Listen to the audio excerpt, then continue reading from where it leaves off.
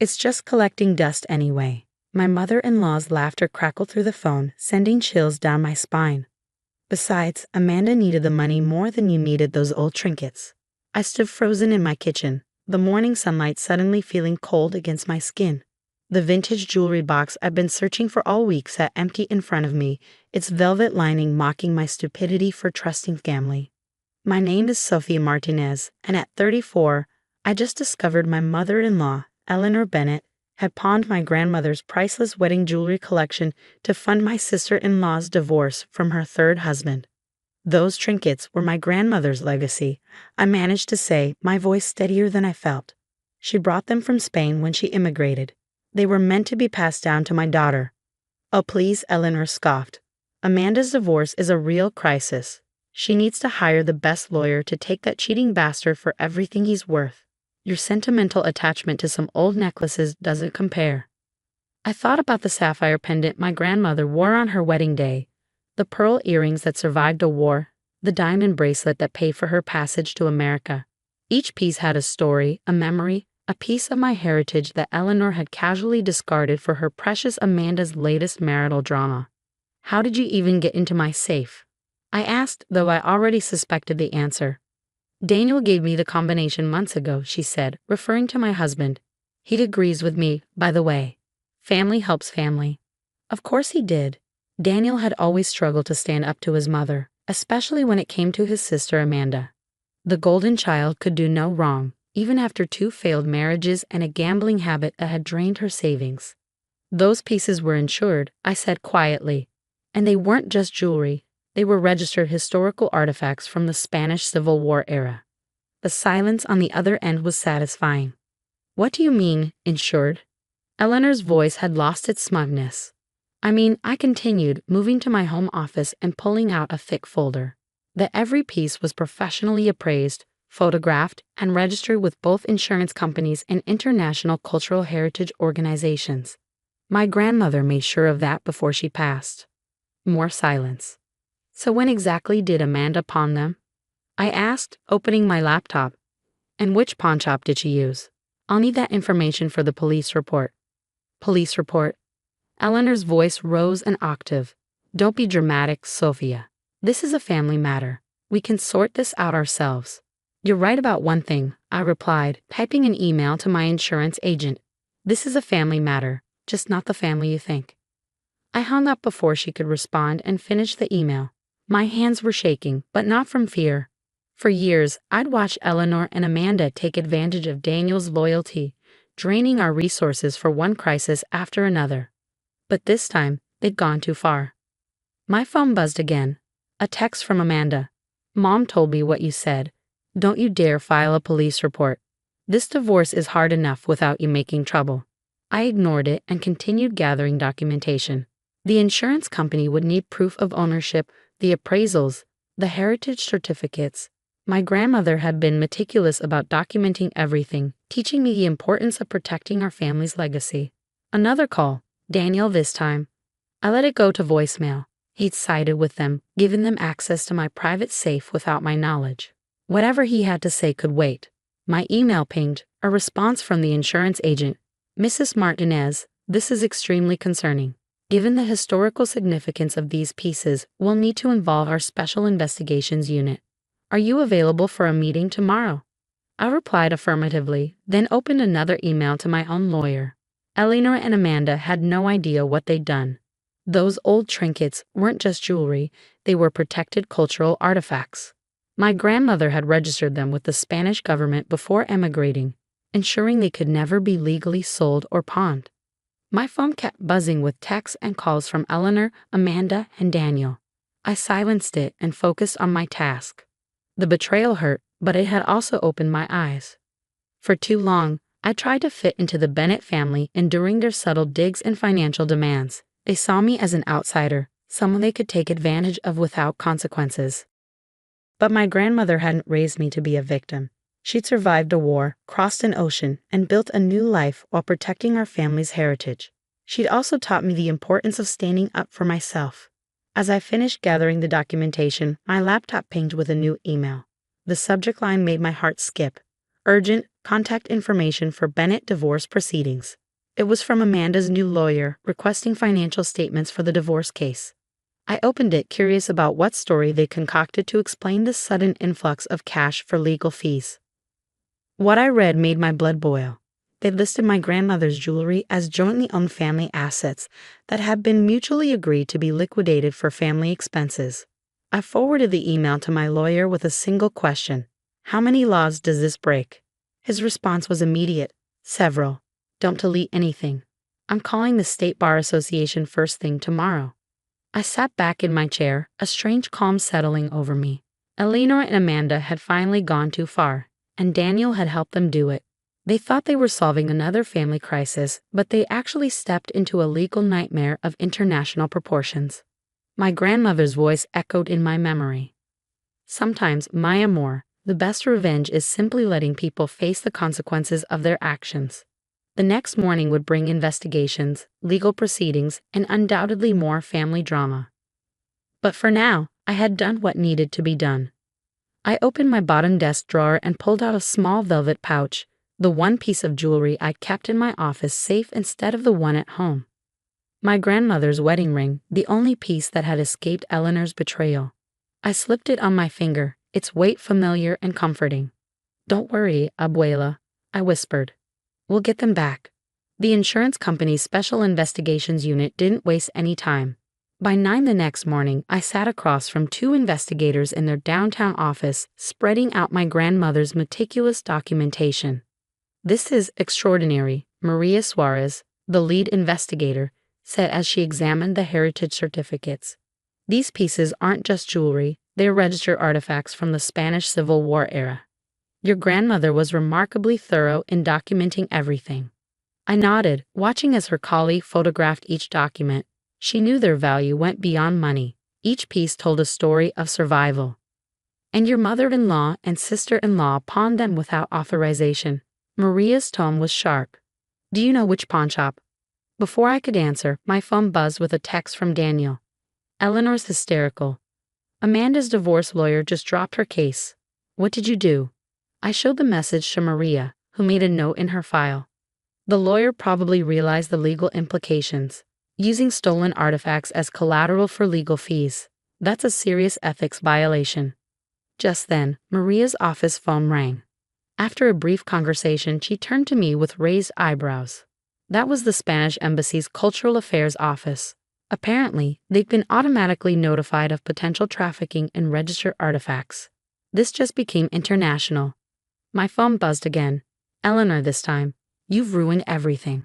Amanda's lawyer quit, and some government people are asking questions about the jewelry. You need to fix this now." I felt a cold satisfaction.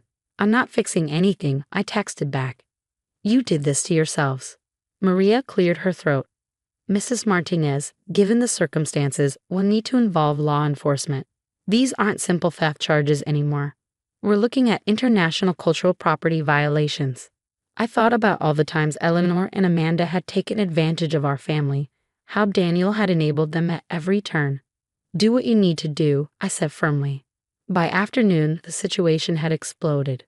The pawnshop owner, faced with police inquiries, quickly revealed everything. Amanda had brought in the jewelry piece by piece over 2 weeks, spinning stories about inheritance and family permission. Daniel finally showed up at my office, his face pale. "Sophia, this is insane. The police just left my mother's house. She's beside herself." "And where were you when she was stealing my grandmother's jewelry?" I asked calmly, not looking up from my computer. "She said you'd agreed to help Amanda." "I didn't know." "You didn't ask." I cut him off. "You gave her the safe combination without even mentioning it to me. My grandmother's legacy, Daniel. Our daughter's inheritance." He sank into a chair, running his hands through his hair. "Amanda needed help. Her husband's threatening to take everything. So you helped them steal from me instead." I finally looked at him. "They're not the victims here, Daniel, and neither are you." His phone chimed, probably another crisis from Eleanor or Amanda. But before he could check it, my office door opened. Maria stood there with 2 police officers. "Mrs. Martinez," she said formally, "we have some updates. Would you like to discuss them privately?" I glanced at Daniel. No, he should hear this. Maybe he'll finally understand what his mother and sister have done. Maria nodded. The Spanish government is formally requesting the return of all pawned items under international heritage protection laws. They're also considering criminal charges against everyone involved in removing and selling the artifacts. Daniel's face went white. Criminal charges? But it was just family jewelry. No, I said quietly. It was never just jewelry. My grandmother registered each piece before leaving Spain. They're protected cultural artifacts. Eleanor and Amanda didn't just steal from me, they violated international law. The pawnshop has surrendered the pieces they still had, Maria continued, but several items were already sold. We'll need to track those down. Daniel's phone buzzed again. This time he checked it, and his expression crumpled. Amanda's husband's lawyer just found out about all this. He's using it against her in the divorce, says it shows a pattern of financial misconduct. Well, I said, standing up, he's not wrong. Sophia, please, Daniel pleaded. There must be something you can do. They're family. I looked at my husband, really looked at him, and felt an overwhelming sadness. No, Daniel. They're your family, and it's time you understood the difference. Maria cleared her throat. Mr. Martinez, given your involvement in providing access to the safe, you might want to contact a lawyer yourself. He stared at her, then at me, realization finally dawning. You're really going through with this. Your mother and sister stole my heritage, Daniel. You helped them do it. What did you expect me to do? As if on cue, my phone lit up with an email from the Spanish embassy. They wanted to interview me about the artifact's provenance and discuss their historical significance. My grandmother's careful documentation was about to shed light on a collection that spanned generations of Spanish history. I gathered my things, ready to leave with Maria and the officers. I have a meeting with the embassy, I told Daniel. You should probably check on your mother and sister. I imagine they're having a difficult afternoon. He stood there, looking lost. What happens now? Now? I paused at the door. Now everyone faces the consequences of their choices, including you. 3 months after the investigation began, I sat in my lawyer's office reviewing the final settlement papers. The Spanish government had recovered most of the jewelry through an international art recovery team, though 2 pieces remained missing. Eleanor and Amanda faced hefty fines and potential criminal charges, while the pawnshop was under investigation for trafficking in protected artifacts. The embassy is impressed with your grandmother's documentation, my lawyer said, sliding a letter across the desk. They want to display the collection in Madrid's National History Museum. They're offering to name a wing after your family. I picked up the letter, thinking of my grandmother. She would have loved knowing her preservation efforts had such an impact. My phone buzzed. A text from Daniel. Signing divorce papers today. I'm sorry it took all this to open my eyes. I set the phone down without responding. Daniel had finally chosen to separate after Eleanor and Amanda's actions led to him being named in the international investigation. Too little, too late. There's something else, my lawyer said, pulling out another document. Amanda's husband's legal team sent this over. Apparently, she used some of the money from pawning your jewelry to gamble. They've frozen her accounts pending investigation. I wasn't surprised. Amanda's gambling had always been the family's best-kept secret, covered up by Eleanor's excuses and Daniel's enabling. Now it was all coming to light. The door opened, and Maria from the insurance company entered, carrying a familiar velvet box. The restoration team finished their work, she said, placing it in front of me. Everything we recovered has been authenticated and documented. With trembling hands, I opened the box. There they were, my grandmother's sapphire pendant, the pearl earrings, most of the collection restored to its former glory. Only the diamond bracelet and a ruby ring remained missing, likely sold to private collectors. The Spanish authorities are still tracking the missing pieces, Maria assured me. But they're more interested in preserving what we have. The museum display will help document an important period in Spanish history. My phone buzzed again, Eleanor this time. They're making me sell my house to pay the fines. How could you do this to family? I showed the message to my lawyer, who shook his head. She still doesn't get it, does she? These weren't just family heirlooms. They were protected historical artifacts. No, I agreed. She never understood what family really means. Just then, my daughter Sophia, named after my grandmother, poked her head in. She'd been waiting in the reception area with my aunt. At 13, she was the same age I'd been when my grandmother first showed me the jewelry collection and told me its history. "Is it true, Mom?" she asked, eyes wide. "Are they really going to put Bisabuela's jewelry in a museum?" I beckoned her over, opening the velvet box. "Yes, my amor. Come see. These pieces tell the story of our family's strength, of your great-grandmother's courage." Sophia gently touched the sapphire pendant. "Can you tell me the stories again?" Of course. I lifted the pendant, remembering my grandmother's words. "This one she wore when she married your great-grandfather, just before the war. She hid it in a loaf of bread when they fled Madrid." As I shared our family history with Sophia, I felt a sense of peace. Eleanor and Amanda had tried to erase our legacy for their own selfish needs, but they failed. Instead, they'd helped preserve it for generations to come. My phone lit up with messages from Eleanor and Amanda's relatives, all angry about the consequences the two women now faced. I silenced it without reading them. Their drama was no longer my concern. "Mrs. Martinez," Maria interrupted gently, "the embassy would like you to speak at the exhibition opening. They think it's important to have a family member share the personal history behind the collection."